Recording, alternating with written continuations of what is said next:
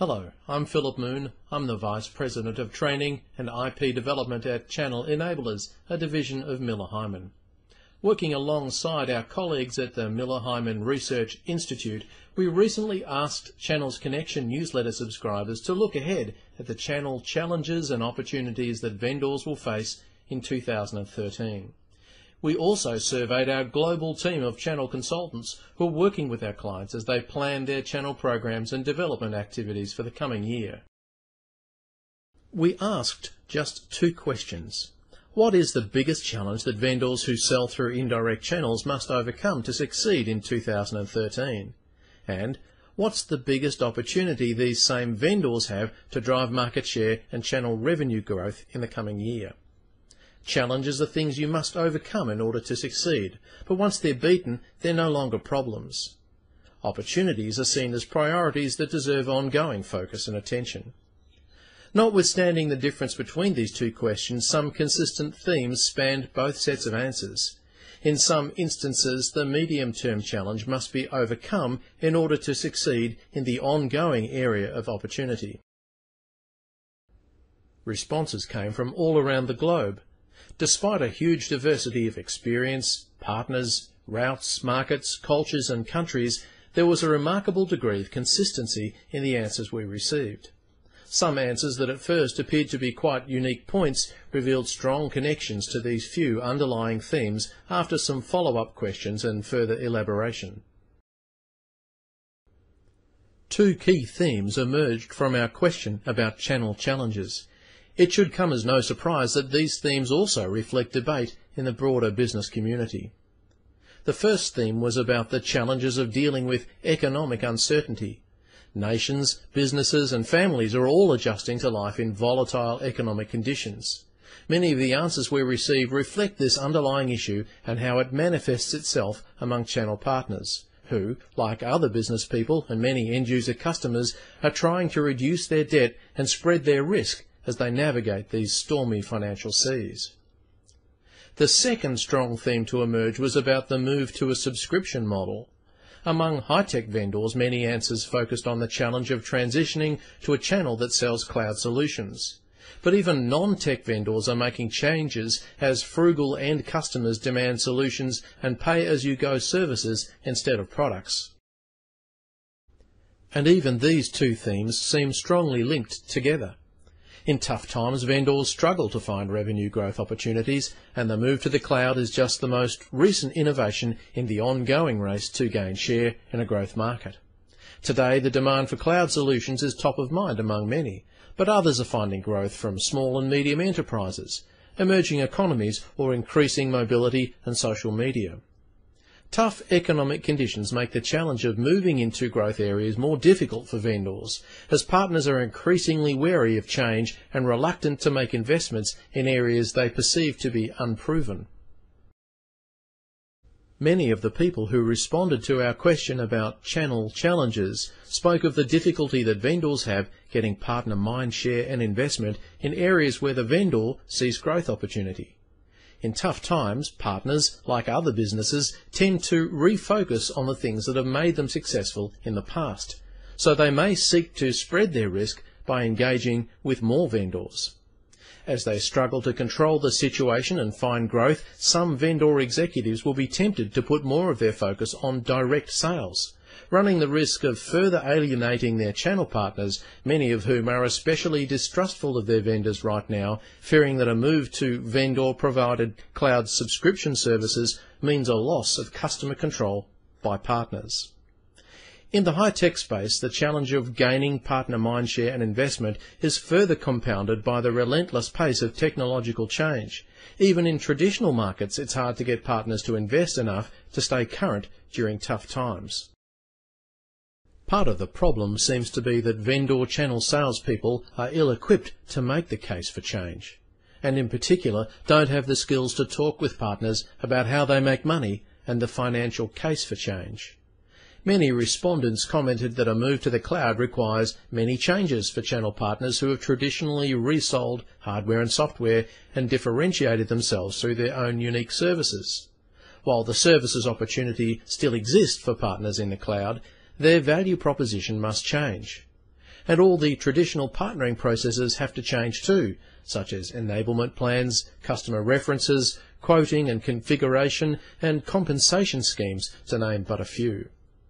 There are many articles on the Channel Matters blog that explore these changes in depth. The frequent lack of a new target business model and clear business case, combined with the inability of channel salespeople to sell a case for investment and change, is further exacerbated by the uncertain economic times. Vendors often ask partners to invest and change, and often, when they do, they exhibit little understanding of the financial impact of this change on the partner's business, and they can present no clear evidence of expected return on investment. This issue is discussed further in a video called Selling Partner Transformation in Investment, and that's on the Channel Matters blog and also on the Channel Enablers YouTube channel. There was again a remarkable degree of consistency in the answers submitted to the second question. We asked about opportunities for vendors to drive market share and channel revenue in 2013. Here are some samples from the free text answers that we received. The way vendors engage with partners and customers. Two-way information flow. Increased partner participation and contribution from the believer partners. Be close to the partner's business. Work more closely together to own the customer's business and outsell the competition. Engage most closely with those partners who are able to create opportunities and who have the capacity, culture and resources to change and invest. Adapt to new forms of marketing such as social media. Stop channel conflict. Conflict between vendors and channels and between partners. And develop a co-sell culture. So it seems the priority focus for 2013 is mostly around the way that vendors engage with their channel partners. Some of the answers gave more specific examples of close engagement, speaking about how vendors and partners must engage closely in order to benefit from the cloud opportunity so often mentioned in the answers to the Channel Challenges question. Channel-centric vendors are already acutely aware of the differentiation and partner preference benefits that they gain over competitive vendors by focusing on excellence in the way they engage with their channel partners. Channel engagement excellence has to go deeper than just words. As one vendor executive put it, channel champions have to have channel DNA, and that means a focus on the channel has to start at the top with the CEO and pervade all departmental silos, not just the head of channels. Executives in channel-centric companies walk the walk and not just talk the talk. Departmental executives are the sponsors of the channel strategy and culture. Their behaviour and attitudes establish the environment. It's important to communicate the channel strategy and why it's vital to success. Executives from leading high-tech channel-centric vendors are quoted in the industry and financial press almost every other week, articulating why the channel is critical to their future. Despite the fact that in technology-related industries the majority of revenue now flows through indirect channels, partners will tell you that there are many vendors who still just don't get it, who try to control their channel partners the way they do their own direct sales force, or keep trying to sell them on their hot new product, rather than talking to them about how to make money and how to satisfy end-user customers together.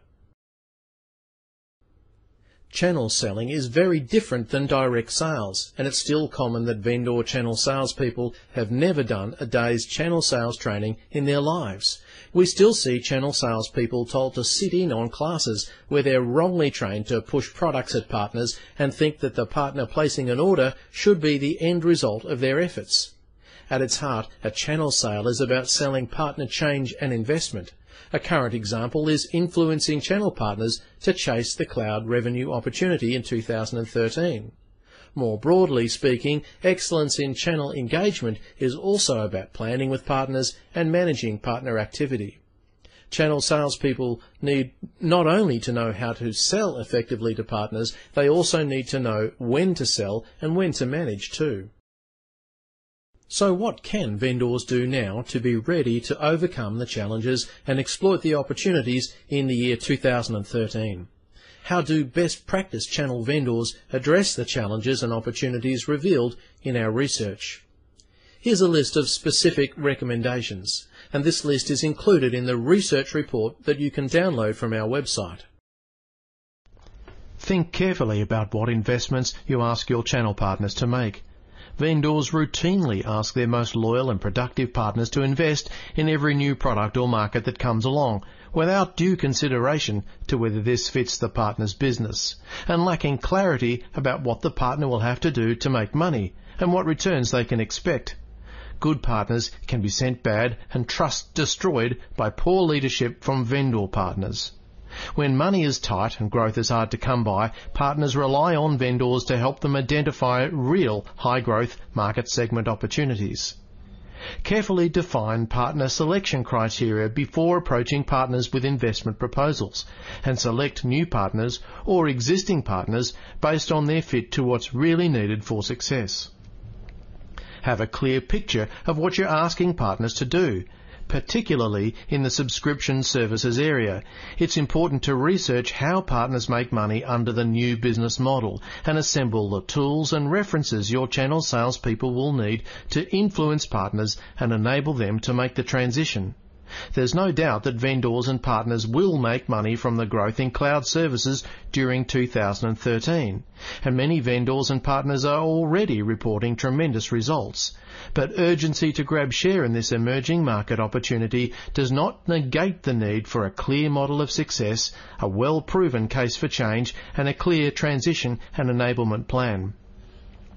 Identify your achiever and believer partners and engage with them appropriately. Typically, 20% of channel partners deliver some 80% of channel revenue. These achiever partners already know how to succeed. They're well funded, have a clear plan for growth, and the right mix of resources and competencies that are required for success. While vendor channel salespeople tend to focus on these partners because they deliver a lot of revenue, the partner actually needs less help from their vendor in order to succeed, and partner engagement should focus on making it as easy as possible for these partners to do business. A far larger percentage of partners can be described as believer partners. These ones want to succeed but really don't know how. Engaging with believer partners to help them become productive is a tremendous opportunity for vendor revenue growth. Engagement with believers should focus on partner enablement and coaching and selling a clear case for positive change. Joint planning and being close to your partner is essential with both achievers and believers, but the content of the plan must reflect the partner's enablement status. And train your channel salespeople to sell partner change and investment, not products and programs. Channel salespeople need to understand how partners make money and understand the true cost to partners of what vendors ask them to do. A strong link emerged between the challenges and opportunities for success in 2013. Looking ahead, economic uncertainty is likely to persist, but 2013 also offers strong growth opportunities for vendors and partners who engage closely and plan together. Warren Buffett, a leading investor, once said, "Focus on your customers and lead your people as though their lives depend on your success." This is good advice for vendors heading into 2013, but with one small change. Focus on your customers and lead your partners as though their lives depend on your success. Lead partners well towards new growth opportunities and you'll each succeed. Lead them poorly or hastily and run the risk of destroying trust or sending them bankrupt. Thank you to those channel leaders and channel consultants who responded to our research questions, and thank you for your time and attention.